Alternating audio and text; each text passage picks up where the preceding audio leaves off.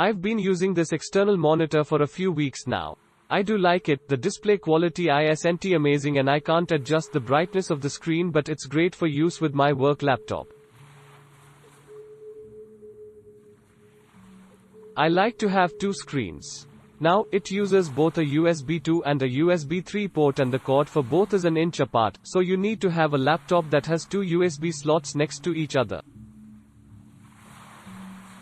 I don't. My MacBook Air 13-inch 2015 has one USB slot on each side of the computer.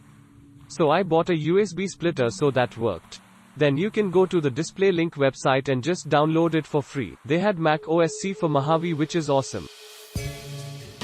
What I notice is that the screen will intermittently black out, including the laptop screen, for a couple seconds then turn on again. It's kind of annoying but not too bad.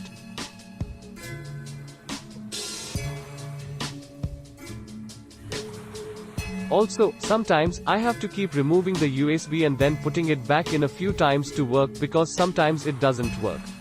So it's pretty finicky.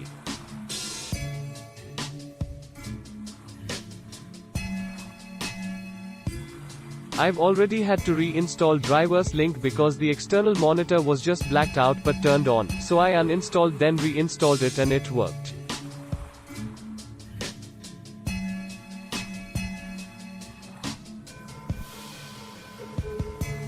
So it's a lot of work, but it is worth it to have two screens on my work laptop.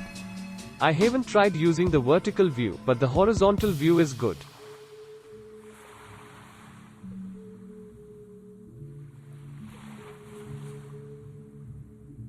I've purchased about 8 of these monitors so far to replace an earlier model for users who frequently travel to customer sites and need a second monitor.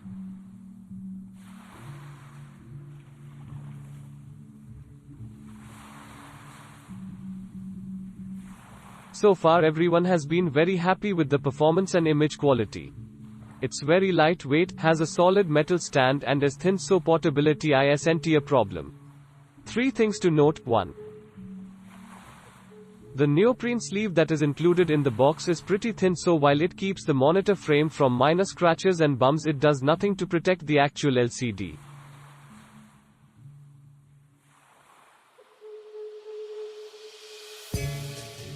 It would have been nice if the sleeve was firm on one side to shield objects from applying pressure directly to the LCD panel.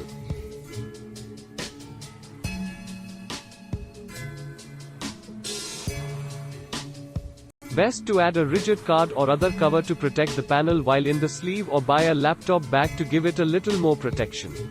2. The USB jack is in a better location than the previous version but is still extremely prone to damage.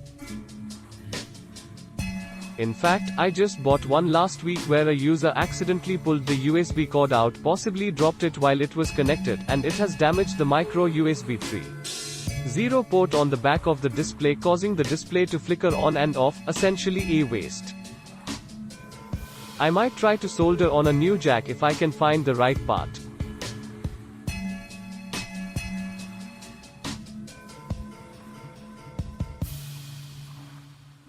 The jack itself seems shallow, so any micro USB 3.0 cable you plug into it doesn't seem to go all the way in, and as a result makes for a loose connection to begin with.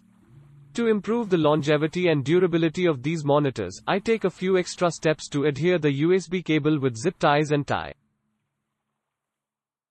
Tie mount part number is StarTech HC102, under $6 for 1003.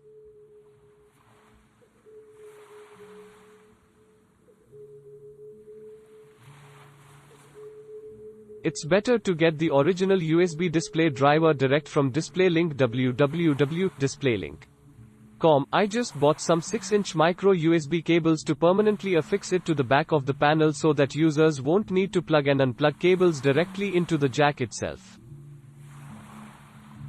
Hopefully, this will keep the LCDs working longer.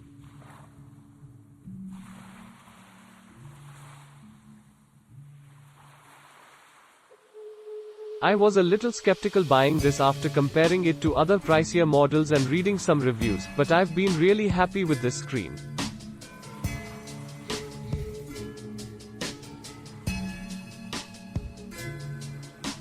It's not as flimsy as some mentioned, maybe they were tough with it? I'm not overly gently, but I'm careful enough with it, as I am with my laptop. Click link in description for more reviews.